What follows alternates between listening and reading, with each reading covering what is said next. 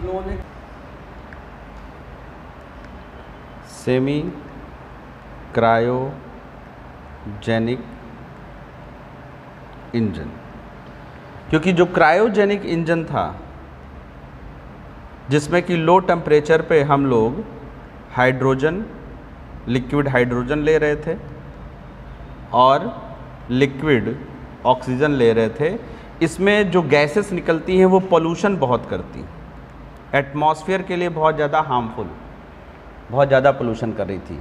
इसीलिए हुआ कि हाइड्रोजन की जगह कोई दूसरा फ्यूल लिया जाए, क्योंकि ऑक्सीजन थोड़ी ना पोल्यूशन करता है, पोल्यूशन तो पेट्रोल करेगा, कोयला करेगा, ऑक्सीजन थोड़ी ना करेगा। तो हमें था कि हम कोई फ्यूल चेंज करें जिससे कि पोल्यूशन कम हो।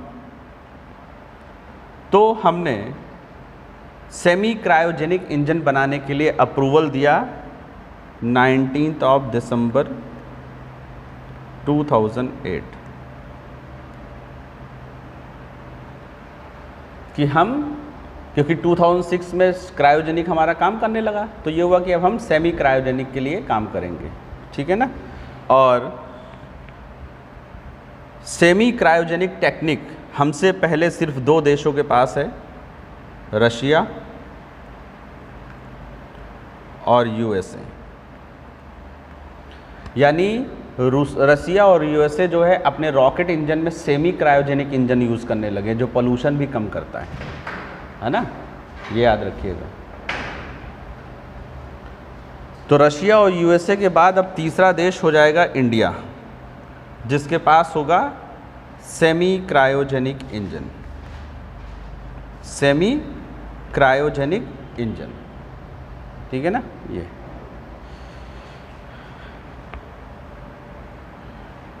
तो अभी तक जीएसएलवी में, जीएसएलवी जो हमारा रॉकेट था, इसमें हम लोग क्रायोजेनिक इंजन यूज़ कर रहे थे। क्रायोजेनिक इंजन हम लोग कहाँ पे यूज़ किए? जीएसएलवी, और इसी से हमने मंगलयान और बाकी चीज़ें भी भेजी हमने, ठीक है ना। ये लेकिन इस क्रायोजेनिक इंजन से हार्मफुल गैसेस निकल रही थी, तो इसी वजह से हमने सेमी क्रायोजेनिक इंजन पर वर्क करना शुरू किया।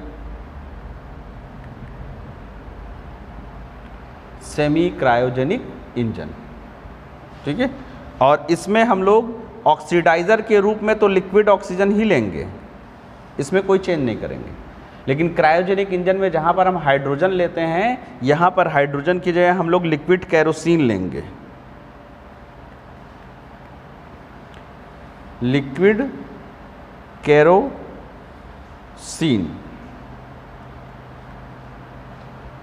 ये जो हाइड्रोजन है उससे भी हल्का होता है, और सबसे बड़ी चीज़ है, इसको सेमी क्रायोजेनिक इसलिए कहा जा रहा है कि ऑक्सीजन तो गैस होती है, समझ रहे ना, ऑक्सीजन गैस है, तो उसको लिक्विड फॉर्म में करने के लिए टेम्परेचर चाहिए हमें -183।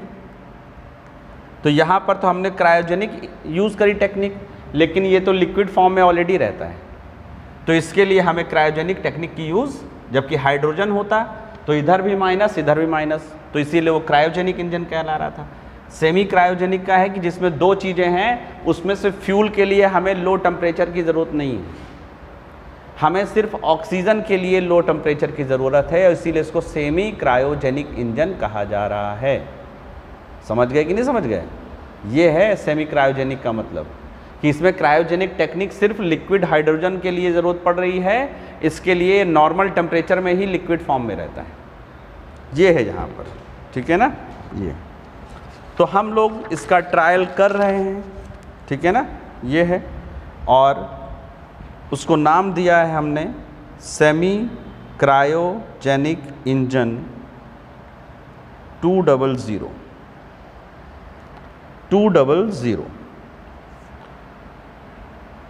और अभी इसका डेवलपमेंट चल रहा है, ट्रायल हो रहा है, ठीक है। और इसका design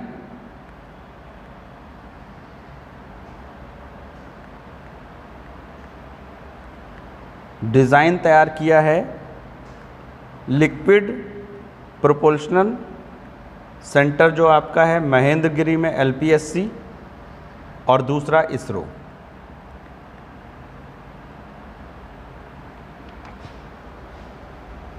liquid propulsion system centre जो महेंद्रगिरी में है और दूसरा इसरो, ये दोनों मिलकर इसका डिज़ाइन तैयार कर रहे हैं।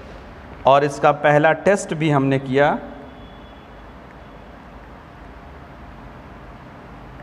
10 मई 2023 में।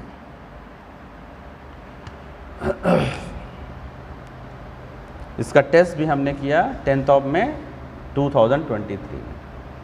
तो अगर ये टेस्ट धीरे धीरे सक्सेसफुल होते जाएंगे तो हम लोग 3rd कंट्री बन जाएंगे जिनके पास सेमी क्रायोजेनिक। तो इसको सेमी क्यों कह रहे हैं, आपसे इंटरव्यू में पूछ लिया जाएगा मान लीजिए, तो आप बता सकते हैं कि ऑक्सीजन के लिए तो लो टेम्परेचर की ज़रूरत पड़ी यानी क्रायोजेनिक टेक्निक के लिए, लेकिन जो केरोसिन है वो ऑलरेडी लिक्विड होता है, तो इसीलिए इसको सेमी क्रायोजेनिक इंजन कहा जा रहा है।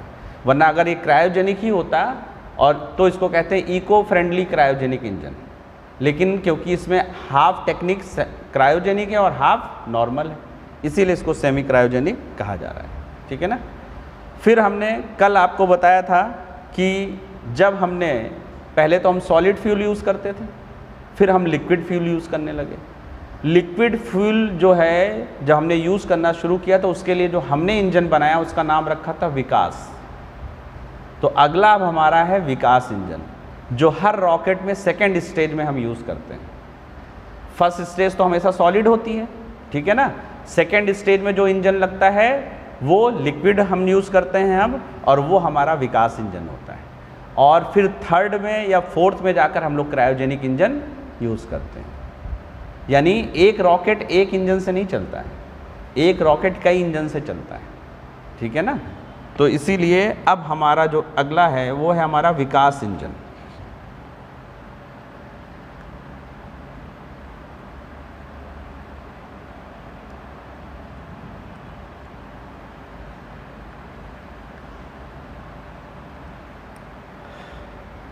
विक्रम, ठीक है ना, किससे, विक्रम साराभाई के नाम से इसका नाम निकाला गया है, इसीलिए ये विकास इंजन इस नाम से रखा गया है। कल मैंने बताया था विक्रम अंबालाल साराभाई, ये है विक्रम, ए फॉर अंबालाल और एस फॉर साराभाई, क्योंकि कुछ दिन पहले ही इनकी डेथ होती है। जब इस इंजन का विकास हम लोग करते हैं, डेवलपमेंट करते हैं, तो उसके कुछ दिन पहले इसकी डेथ होती है, तो इसका नाम इसीलिए विकास विक्रम अंबालाल साराभाई के नाम पर रखा जाता है। ठीक है ना ये। और इसमें जो फ्यूल यूज़ होता है वो होता है liquid, liquid propellant, liquid propellant. इसका डिज़ाइन और कॉन्सेप्ट 1970s के डिकेड में हमने डिज़ाइन किया था। डिज़ाइन प्लस कॉन्सेप्ट कहाँ पर, liquid proportional system centre Mahendragiri, Mahendragiri में liquid proportional system centre Mahendragiri में हमने इसके डिज़ाइन किया था कि विकास इंजन हम बनाएंगे। तो रॉकेटरी मूवी में विकास इंजन को बनने का प्रोसेस आपने देखा होगा, है ना।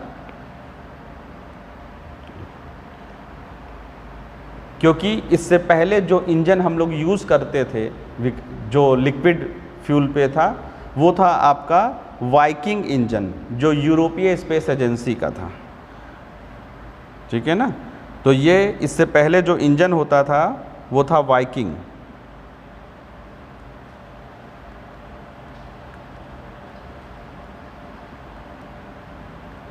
जो कि यूरोपियन स्पेस एजेंसी का इंजन था।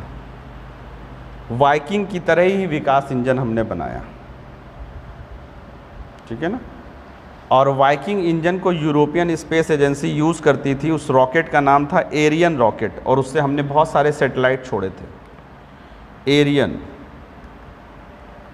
तो कल और आज तक में अगर आपने रॉकेटरी मूवी देख लें तो इसमें से बहुत सारी चीज़ें आपको समझ में आ जाएंगी।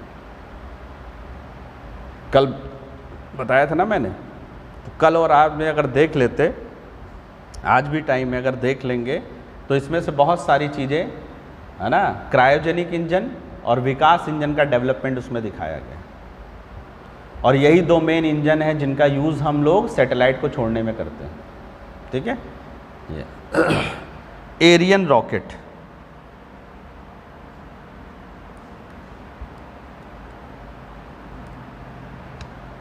एरियन रॉकेट, ठीक है। तो जब हमने विकास इंजन बना लिया तो जो PSLV है हमारा और GSLV, चाहे PSLV हो चाहे GSLV, सभी में फर्स्ट स्टेज में जो इंजन होता है उसमें फ्यूल होता है हमारा सॉलिड, सभी को पता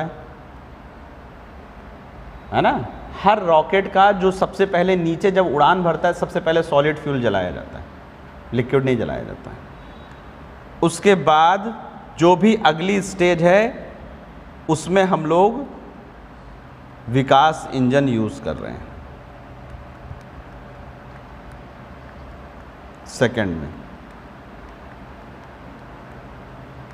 उसके बाद ऊपर फिर चाहे जो लगाएं हम। तो PSLV और GSLV में जो सेकंड नंबर का इंजन है वो हमारा विकास इंजन है जिसको हम यूज़ करते हैं। ठीक है, और जब हम अपना इंजन यूज़ करने लगे तो वाइकिंग जब यूज़ करते थे तो महंगा पड़ता था, जब हमारा बनाया हुआ इंजन होगा तो सस्ता पड़ता है। ये सारी चीज़ें।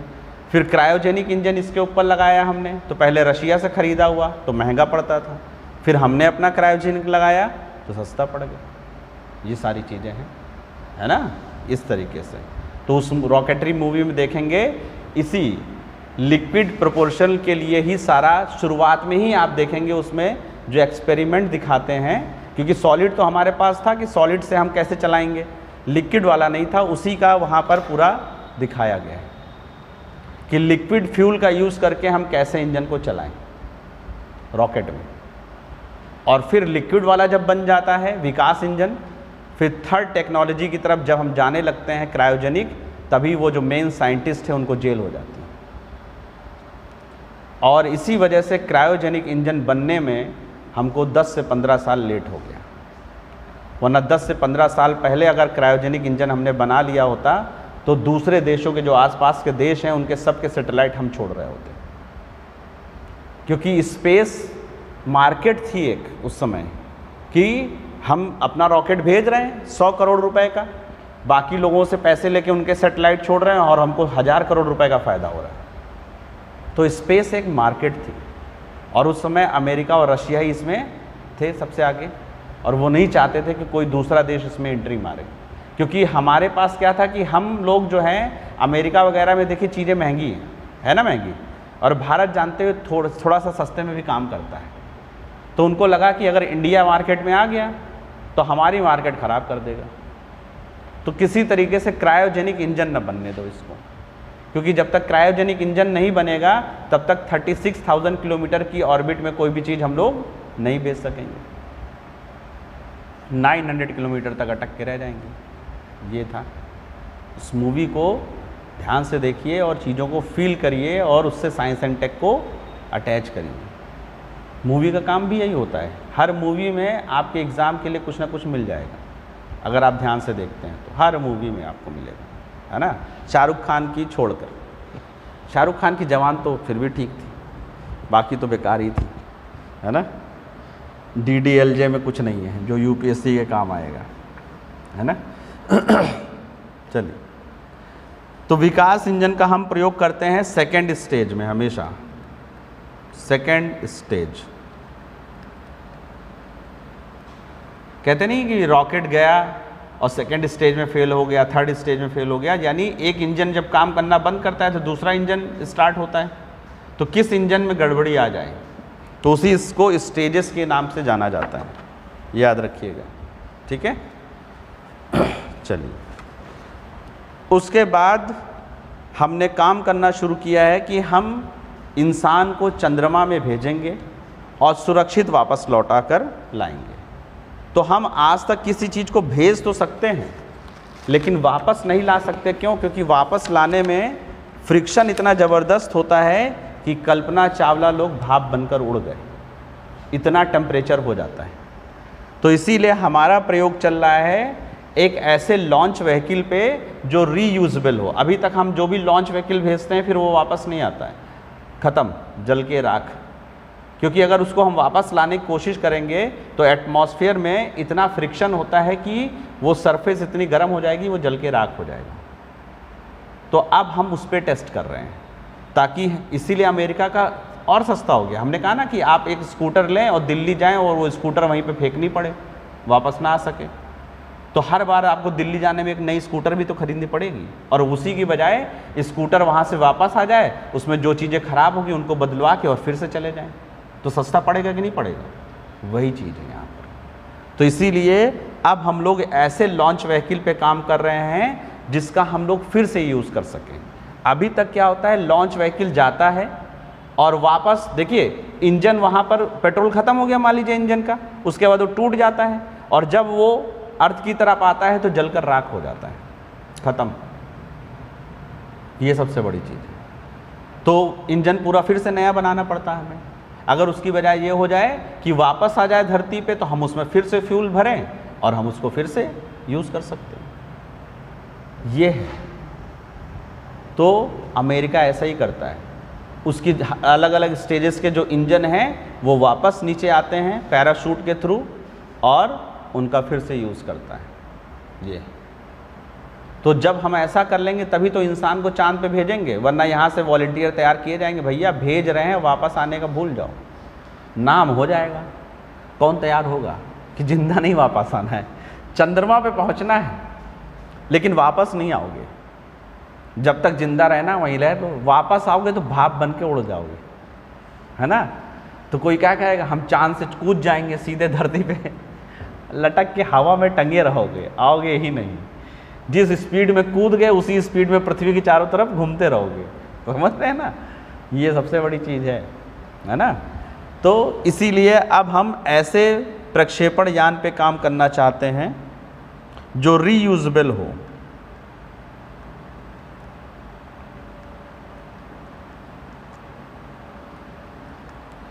पुनः प्रयोज्य reusable launch vehicle.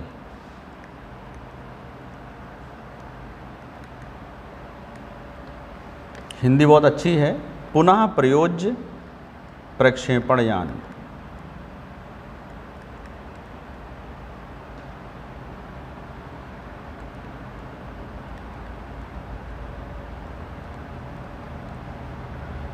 Reusable launch vehicle, तो इसकी ज़रूरत क्यों है? क्योंकि देखिए आपका जो रॉकेट जाता है, मान लीजिए इसमें 3 इंजन लगे हैं, ठीक है ना, 3 इंजन लगे हैं, फर्स्ट, सेकंड और थर्ड। ये जब ऊपर को जाते हैं और वहाँ से पहला इंजन जब टूटकर नीचे गिरता है तो ये एटमॉस्फेयर के फ्रिक्शन से जलकर राख हो जाता है। यानी इसके ऊपर कोई ऐसी लेयर चढ़ाई जाए जिसकी वजह से ये लौटते समय गर्म तो हो लेकिन जल के राख ना हो, तो वही रीयूजेबल लॉन्च व्हीकल हो जाएगा हमारा। उसमें ये नहीं कि पूरा का पूरा रॉकेट एक साथ वापस आएगा, फर्स्ट स्टेज वापस आएगा, सेकंड स्टेज वापस आएगा, थर्ड स्टेज वापस आएगा, एक एक करके गिरता जाएगा, एक एक करके वापस आता जाएगा और उसको हम लोग फिर से उठा लेंगे और उसमें फिर से पेट्रोल भर के जो चीज़ें थोड़ी वो टूट फूट जाएंगी बना लेंगे, है कि नहीं। आप खुद सोचिए, हमने कहा ना कि आप यहाँ से एक स्कूटर से दिल्ली जाएं और उसको वहीं छोड़ना पड़े और फिर से जब वापस यहाँ आए रायबरेली, यहाँ से फिर से आपको दूसरे स्कूटर नया खरीदना पड़े तो महंगा पड़ेगा ना। और उसकी बजाय वही स्कूटर आप वहाँ से लेकर आ जाएं और थोड़ा बहुत ख़राब हो जाए, पंचर वंचर भी हो जाए 2-4, थोड़ा सा इंजन भी रफ हो जाए, लेकिन उसको आप सही करवा लेंगे तो फिर से यूज़ हो जाएगा, तो अब पहले के मुकाबले सस्ता पड़ेगा ना। तो इसीलिए हम लोग कोशिश कर रहे हैं कि हमारा भी जो लॉन्च व्हीकल है वो वापस आ जाए और हम उसका फिर से, उसी को कहा जाता है रीयूजेबल लॉन्च व्हीकल। और इसके लिए हम लोग प्रयोग करना शुरू कर दिए हैं, ठीक है ना ये। और सबसे पहले हमने इस पे टेस्ट की स्टार्ट करा था 2006 में, क्योंकि उसी समय हमने क्रायोजेनिक इंजन बनाया था और ये सब इंजन वगैरह इतने महंगे थे कि एक बार यूज़ करो ख़राब हो जाते थे, फिर हमें नया इंजन बनाना पड़ता, तो पैसा बहुत खर्चा होता है।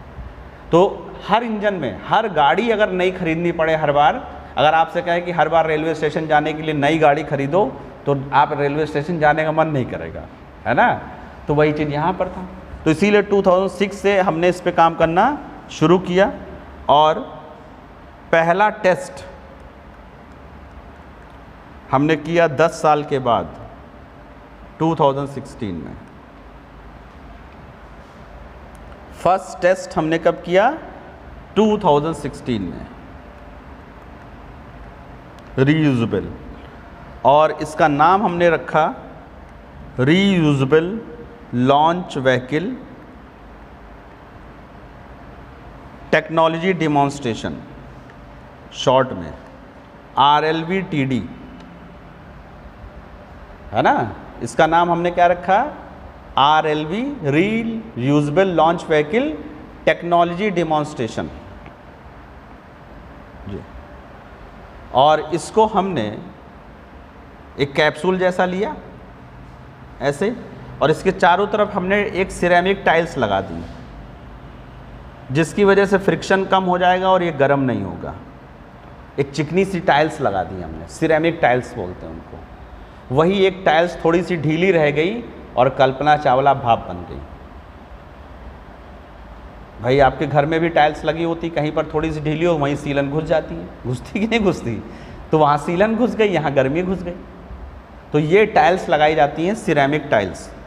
तो इसमें हमने क्या किया कि एक ऊपर को भेजा, कितनी ऊंचाई पर भेजा हमने? 23 मई 2016 को हमने इस कैप्सूल को भेजा 65 किलोमीटर अबव, और वहाँ से छोड़ दिया कि लौटते समय देखते हैं अब इसमें आग लगती कि नहीं लगती, या फिर ये सेफ रहता ही कि नहीं। और ये है हमारा सक्सेसफुल रहा। पानी में आकर गिरता है हमेशा, है ना। वैसे भी 70% वाटर है, ज़्यादातर ऐसा सेटिंग करी जाती है कि वो आकर पानी में ही गिरे, और वहाँ से हम लोग उसको रिकवर कर लेंगे, है ना। कहीं और गिराने से अच्छा है कि पानी में गिराया जाए। तो ये सक्सेसफुल रहा। 65 किलोमीटर पर जाकर हमने उसको छोड़ दिया, और वो स्पीड में नीचे आया, और उसके ऊपर जो टाइल्स थी उसकी वजह से वो जलने से बच गया। यही हाल तो मेटेरॉइड्स का होता है ना। रास्ते में वो जलते हुए क्यों दिखाई देते हैं? उनमें आग थोड़ी ना लगती, वो फ्रिक्शन की वजह से जलने लगते हैं। हमारा एटमॉस्फेयर में जो फ्रिक्शन है उसकी वजह से जलने लगते हैं, और कोई वजह थोड़ी नहीं है। और इसीलिए स्पेस में की चीज़ें घूमती रहती, वहाँ वायुमंडल है नहीं, एटमॉस्फेयर, वो फ्रिक्शन से नहीं जलते। इसीलिए तो जैसे ही अर्थ के एटमॉस्फेयर में कोई चीज़ इंटर करती है, तुरंत ही फ्रिक्शन स्टार्ट हो जाता है, और टेम्परेचर 2000 डिग्री सेल्सियस से ऊपर चला जाता है, और इतने तापमान में फिर कोई भी चीज़ बच नहीं सकती। ये तो इसीलिए उसके ऊपर सिरेमिक टाइल्स लगाई जाती हैं, ताकि फ्रिक्शन भी कम हो और टेम्परेचर अंदर ना पहुँचे। ये होता है, वरना 2000 डिग्री सेल्सियस में भाप बनकर कल्पना चावला लोग उड़ गए, उनका ज़मीन पे कुछ भी नहीं मिला, भाप बन के उड़ गए विद इन सेकेंड। समझ रहे हैं? ये तो ये सफल रहा, ठीक है ना। ये और उसके बाद अभी हमने फिर से इसका प्रयोग किया था 22 मार्च 2024 को, न्यूज़ में भी रहा होगा।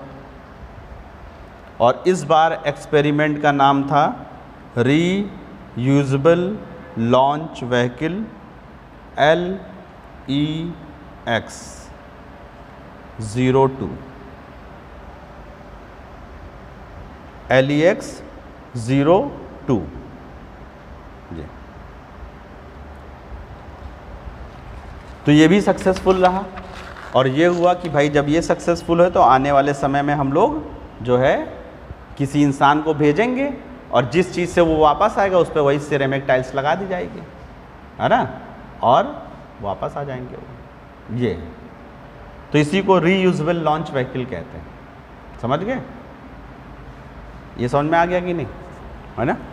चल अब देखिए, अगला टॉपिक है हमारा स्पेस पोल्यूशन और यहाँ पर पोल्यूशन गैसेस का नहीं है, जो हम लोग उसमें डिब्रीज और इतना सारे सेटेलाइट छोड़ दिए, 3 लाख सेटेलाइट पड़े हुए हैं स्पेस में, और उसमें से वर्किंग सिर्फ 3000 है। अब आप सोचिए 3000 के आसपास ही केवल वर्किंग है, और 3 से 5 लाख सेटेलाइट पड़े हुए घूम रहे हैं, और उसका एक टुकड़ा भी, और स्पीड जानते कितनी हुई थी? 30,000 per hour, kilometre per hour, इतनी स्पीड में घूम रहे हैं। हम भी सामने चले जाए तो हट भी नहीं पाएंगे, उतनी देर में वो फाड़ के निकल जाएगा हमको, समझ रहे हैं ना। तो इसी को अब धीरे धीरे माना जा रहा है कि ये बहुत बढ़ता चला जा रहा है, और जो पुराने सैटेलाइट घूम रहे हैं वो नए सैटेलाइट को तोड़ सकते हैं। तो इसी को कहा जाता है अंतरिक्ष कचरा। तो उसी पे हम देखते हैं और उसको हटाने के लिए क्या टेक्नोलॉजी यूज़ करी जा रही है। तो स्पेस पोल्यूशन,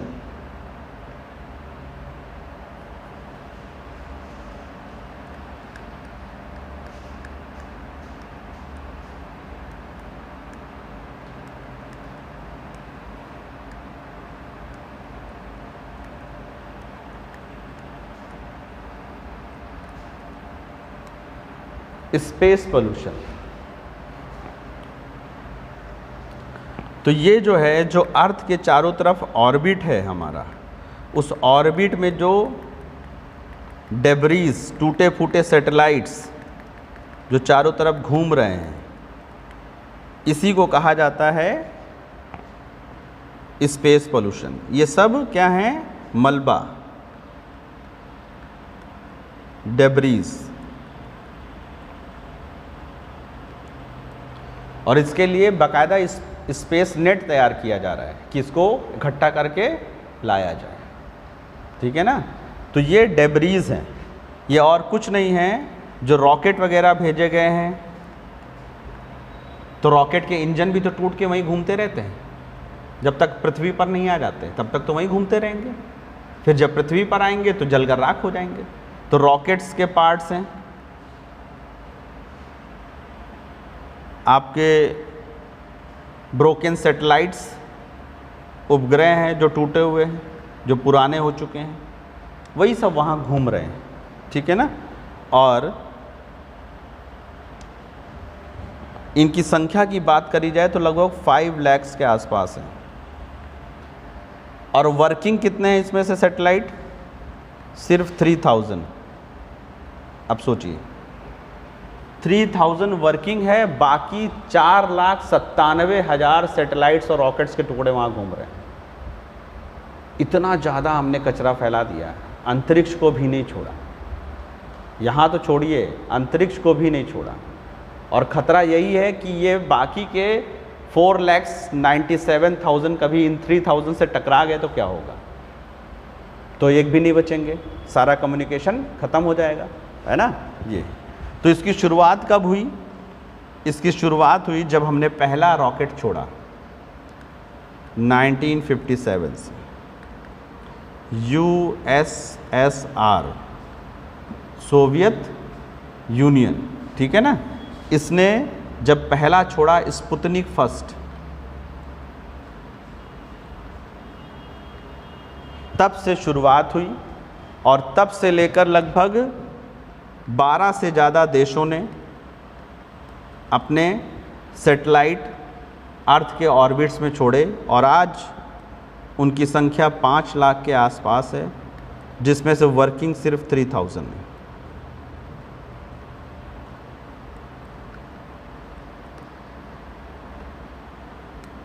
इतने ही वर्किंग हैं, ठीक है ना। ये और ये जो घूम रहे हैं स्पेस में, इनकी स्पीड है 30,000 किलोमीटर पर आवर। आप अंदाज़ा लगा सकते हैं कि 1 सेकंड में कितने किलोमीटर की स्पीड है। हटने का भी मौका नहीं। तो आज नहीं तो कल ये जो सैटेलाइट्स वहाँ पर हैं उनको नुकसान पहुँचाएंगे, या स्पेस स्टेशन जो बना हुआ है वहाँ नुकसान पहुँचाएंगे। होता क्या है कि अंतरिक्ष में कोई चीज़ जितनी स्पीड में छोड़ दीजिए वो हमेशा उतनी स्पीड में चढ़ती रहती है, जब तक कि उससे कोई चीज़ दूसरी टकराए ना। तो होता क्या है कि जैसे एक सैटेलाइट ऐसे घूम रहा है 30,000 पर आवर, दूसरा सेटेलाइट उससे, यानी आप दो बाइक चल रही हो, पीछे वाली बाइक आगे से तभी टकराएगी या तो आगे वाला रुक जाए या पीछे वाले की स्पीड बढ़ जाए। तो स्पेस में किसी चीज़ को जिस स्पीड से छोड़ दिया जाता है वो पूरी ज़िंदगी उसी स्पीड में चलता है।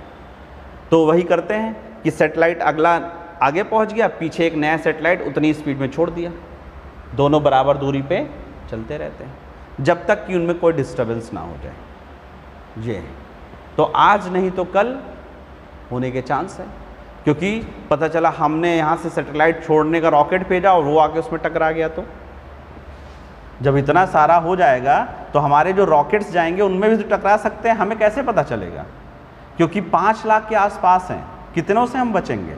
और वो विद इन सेकेंड आके टकराएंगे और आपका पूरा का पूरा मिशन फेल कर जाएगा। तो इसलिए ये सारी चीज़ें, तो इससे जुड़ी हुई 2 थेरीज आई। एक थेरी कह रही थी कोई फ़र्क नहीं पड़ेगा और दूसरी कह रही कि नहीं फ़र्क पड़ेगा।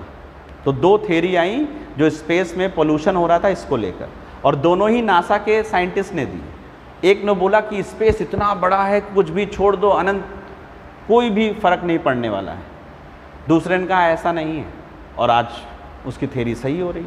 तो 2 थेरी इससे रिलेटेड आई, big sky theory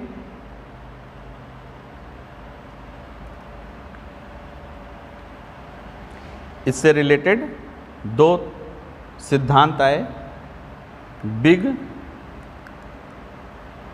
sky theory, दूसरी थी कैसलर सिंड्रोम थ्योरी।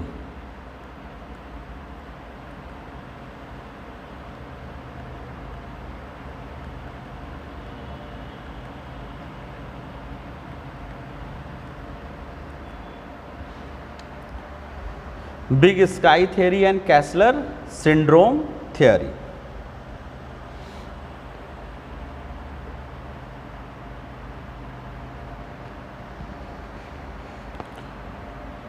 दोनों ही इस थ्योरी को नासा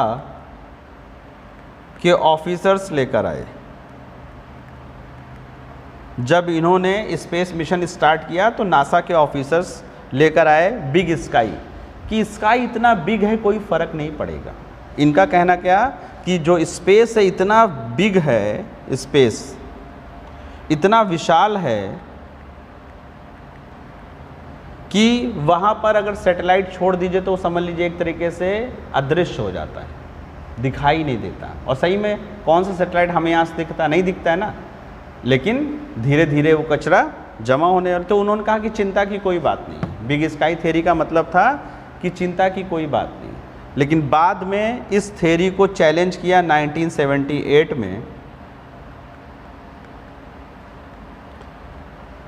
नासा के ही साइंटिस्ट थे, नाम था उनका डोनाल्ड कैसलर। डोनाल्ड कैसलर, इसीलिए उसमें कैसलर नाम। ये इन्होंने बिग स्काई थ्योरी को चैलेंज कर दिया और बोला कि जो हमारा अंतरिक्ष है यानी स्पेस है वो मानव निर्मित वस्तुओं से भरता जा रहा है, यानी मैन मेड ऑब्जेक्ट से क्या होता जा रहा है, भरता जा रहा है। और आने वाले समय में जब ये कहीं आपस में टकराएंगे तो 2 बड़े सैटेलाइट टकराएंगे तो हज़ारों टुकड़ों में बढ़ जाएंगे और उनका नंबर धीरे धीरे इसी तरह बढ़ता रहेगा। भाई हमने 2 सैटेलाइट छोड़े लेकिन दोनों अगर आपस में टकरा गए तो उसके बाद थाउजेंड्स ऑफ पार्ट्स में डिवाइड हो जाएगा और कहीं ना कहीं ये चीज़ होगी। और ये चीज़ हुआ भी 2007 में। 2007 में चाइना ने एंटी सैटेलाइट टेस्ट किया, एंटी सैटेलाइट टेस्ट, यानी उसने एक मिसाइल छोड़ी और वो मिसाइल अंतरिक्ष में गई और एक पुराने सैटेलाइट को उसने तोड़ दिया। चाइना ने एंटी सैटेलाइट टेस्ट किया और जब इस पुराने सैटेलाइट को उसने तोड़ा तो ये बहुत सारे टुकड़ों में बट गया और पूरे में भागने लगा। और ये टकराने से बच गए, जो टुकड़े हो गए थे ना, ये जो इंटरनेशनल स्पेस स्टेशन है उसके बगल से निकले, टकराने से बच गए। और उसी समय वहाँ पर अटलांटिस शटल भी जा रहा था, स्पेस शटल जा रहा था अटलांटिस, उसके भी बगल से निकले और टकराने से बच गए। यानी सिर्फ एक सैटेलाइट तोड़ा तो इतना ज़्यादा खतरा, ये समझ लीजिए। 2007 में एक पुराना सैटेलाइट था स्पेस में, तो टेस्ट कर रहे थे कि हम चाहें तो भारत का सैटेलाइट भी तोड़ सकते हैं, इसका टेस्ट कर लिया जाए। तो उन्होंने मिसाइल छोड़ी और एक सैटेलाइट तोड़ दिया। सैटेलाइट के जो टुकड़े थे वो इंटरनेशनल स्पेस स्टेशन से टकराने से बच गए। और उसी समय वहाँ पर अटलांटिस एक आपका स्पेस क्राफ्ट जा रहा था, उससे भी टकराने से बच गए। और फिर एक घटना और घटी इसके बाद, 10 फरवरी 2009 में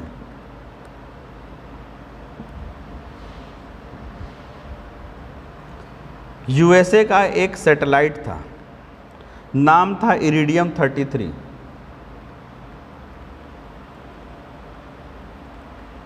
ये वर्किंग सैटेलाइट था। ये यूएसए का एक वर्किंग सैटेलाइट था। ये घूम रहा था स्पेस में, ठीक है ना। और रशिया का एक पुराना सैटेलाइट उसमें पड़ा हुआ था, कॉस्मोस 2251। यानी एक सैटेलाइट यहाँ पर रशिया का पुराना सैटेलाइट घूम रहा था, ये इससे टकरा गया, ठीक है ना, और बिल्कुल टुकड़ों में बिखर गया। यानी पुराने सैटेलाइट से टकराने की घटना शुरू हो चुकी 2010 की बात। तो अमेरिका का एक वर्किंग सैटेलाइट इरिडियम 33 रशिया के एक पुराने सैटेलाइट से टकरा गया, कॉस्मोस 2251 से, ये याद रखिएगा। तो इसी के बाद ये हुआ कि भाई अब स्पेस में जो कचरा है हम लोग एक नेट तैयार करते हैं, है ना, जैसे मछली पकड़ने वाला नेट होता है, और उसको निकालते हैं। तो उस प्रोग्राम को कहा गया स्पेस नेट प्रोग्राम।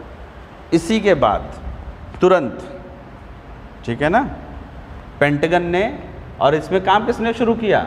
अमेरिका ने ही, ठीक है ना।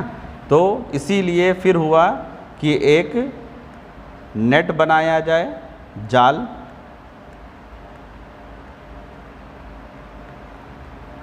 और इस जाल में पुराने सैटेलाइट्स को पकड़कर नीचे लाया जाए, ठीक है। और इसको नाम दिया गया space net programme.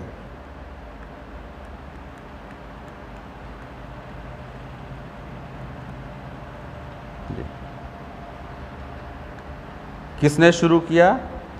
Pentagon, America का जो रक्षा विभाग है।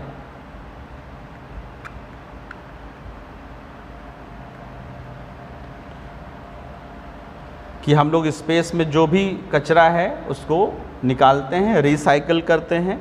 और इसको शुरुआत करी इसकी 24 जनवरी 2013 से, ये, ठीक है ना, 24 जनवरी 2013 से जी। ये है स्पेस में जो भी गंदगी है उसको हटाने का, ठीक है। एक लास्ट टॉपिक बचा है, उसके बाद हम लोग नैनो टेक्नोलॉजी में जाएंगे। वो लास्ट टॉपिक है hybrid propulsion system. Last topic है इसमें का hybrid propulsion system, launch vehicle से जुड़ा हुआ है।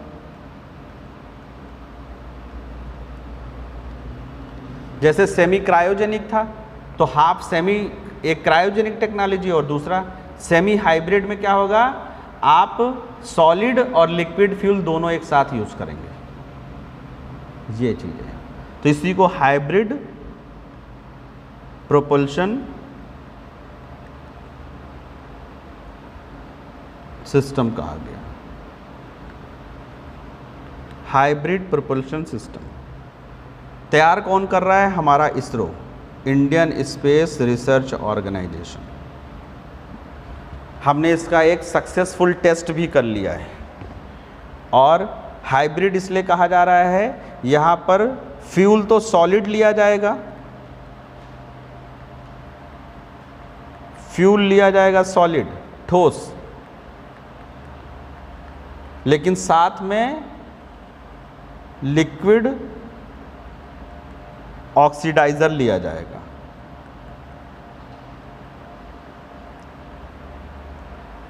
ऑक्सीडाइजर लिक्विड लिया जाएगा। इसका फ़ायदा क्या होगा? लिक्विड ऑक्सीडाइजर को अगर हम बंद, इसको तो हम बंद कर सकते हैं नॉच से, जब बंद करेंगे तो इंजन ऑफ ऑन करना आसान हो जाएगा। भाई सॉलिड में क्या है, एक बार आग लगा दी और फिर उसके बाद वो जलता चला जाता है। लेकिन जब स्पेस के बाहर जाएंगे तो कोई, मान लीजिए कोयले में भी आग लगाएं और उसको ढक दें तो कोयले की आग बंद हो जाएगी कि नहीं बंद हो जाएगी, यानी ऑक्सीजन ना मिले। तो अभी तक तो क्या है, वो स्पेस की ऑक्सीजन यूज़ कर लेता था एटमॉस्फेयर की, और पूरा बर्न होने के बाद ही रुकता था। अब क्या होगा, ऑक्सीडाइजर लिक्विड है, इसको हम नोजल से छोड़ेंगे, जलने लगेगा सॉलिड फ्यूल, बंद कर देंगे, ऑक्सीजन नहीं मिलेगी, बंद हो जाएगा, इंजन को ऑन ऑफ करना आसान हो जाएगा फर्स्ट स्टेज में भी, है ना। तो हर चीज़ के पीछे का एक कॉन्सेप्ट होता है, अभी तक नहीं था ये चीज़, तो इसीलिए हम ये हाइब्रिड प्रोपोर्शनल सिस्टम यूज़ कर रहे हैं।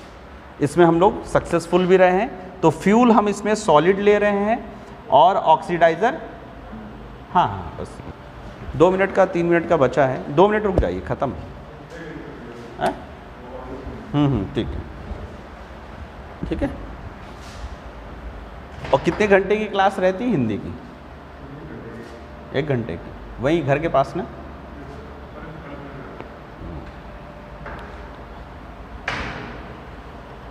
तो फ्यूल हमने इसमें सॉलिड ले रहे हैं और ऑक्सीडाइजर लिक्विड ले रहे हैं।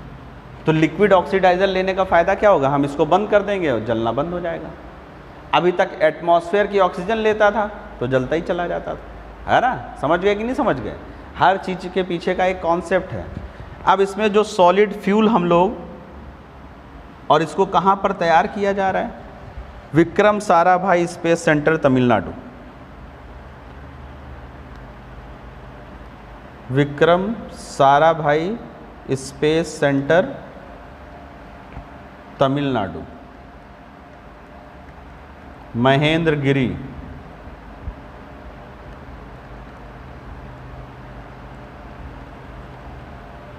महेंद्रगिरी, ठीक है ना। ये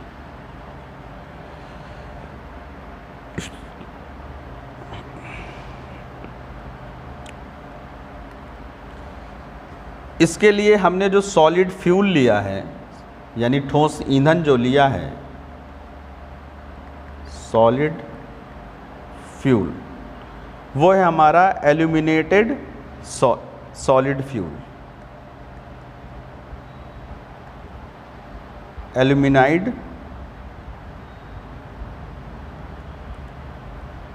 सॉलिड फ्यूल, ये हमने लिया है। और लिक्विड ऑक्सीजन,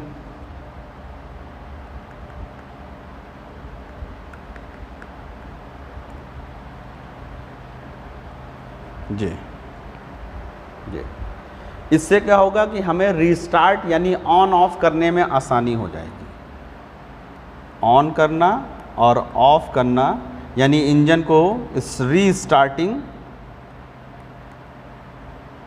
ईजिली हो जाएगी। ये जब हमको ज़रूरत पड़ेगी तब हम उसको स्टार्ट करेंगे और फिर बंद कर देंगे। यही तो फ़ायदा होता है क्रायोजेनिक वगैरह में, यही होता है। हर समय थोड़ी ना ऑन होता है, 10 सेकंड के लिए ऑन करते हैं, 20 सेकंड के लिए ऑन करते हैं, एक ऑर्बिट से दूसरे ऑर्बिट में पहुंचकर फिर बंद कर देते, फिर वो घूमना शुरू कर देता है। समझ रहे हैं ना, इंजन कैसे ही करते हैं। देखिए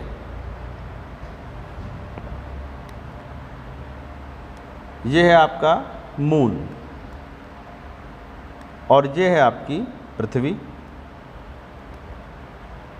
हमने जो है एक सैटेलाइट लिया, तो पहले तो इंजन से उसको ऐसे छोड़ा हमने, छोड़ने के बाद वो अब इसमें घूमना शुरू कर देगा ऐसे करके, एक ऑर्बिट में घूम रहा, मान लीजिए 300 किलोमीटर 600 किलोमीटर दूर है। अब इसको नेक्स्ट ऑर्बिट में जाने के लिए हम फिर से इंजन स्टार्ट करेंगे और ये अगले ऑर्बिट में चला जाएगा और फिर अगले ऑर्बिट में घूमना शुरू कर देगा ऐसे। फिर हमको उसको चांद के पास पहुंचाना है, तो अगली बार जब यहाँ पर आया तो हमने इंजन स्टार्ट किया, ये यहाँ पे पहुँच गया और अब उसके बाद ये चांद के चारों तरफ चक्कर लगाने लगेगा। फिर से इंजन स्टार्ट करेंगे। और इसीलिए देखिए आप मूवीज़ वगैरह में देखिए, जब वो कहते हैं कि मैं इंजन स्टार्ट करने जा रहा हूँ तो स्पीड इतनी तेज़ होती है कि वोमिटिंग वगैरह भी हो जाती है, क्योंकि उस 10 से 15 सेकंड में, 2 से 3 मिनट में, 10 से 15 सेकंड भी स्टार्ट करते हैं, कई बार 2-2, 3-3 मिनट भी स्टार्ट करते हैं।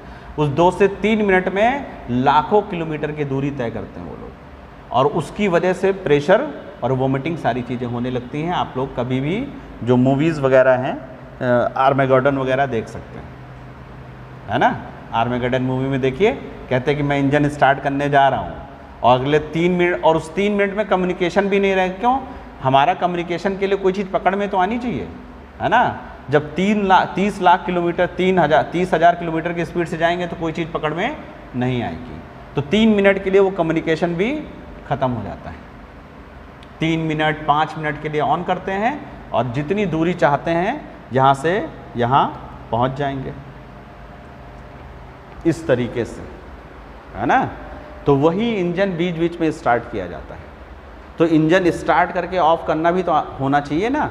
अब कोयले की अंगीठी को बंद करना हो तो गड़बड़ हो जाएगा, है ना। और गैस वाला नॉब बंद करना हो, कहीं दूध उबल रहा, विदिन सेकेंड बंद, है ना। और वरना अंगीठी में उबल रहा है दूध, करते रह जाओगे, बंद ही नहीं होगा, है ना। ये सब टेक्नोलॉजी इसलिए। तो ये था आपका पूरा स्पेस साइंस, ठीक है ना।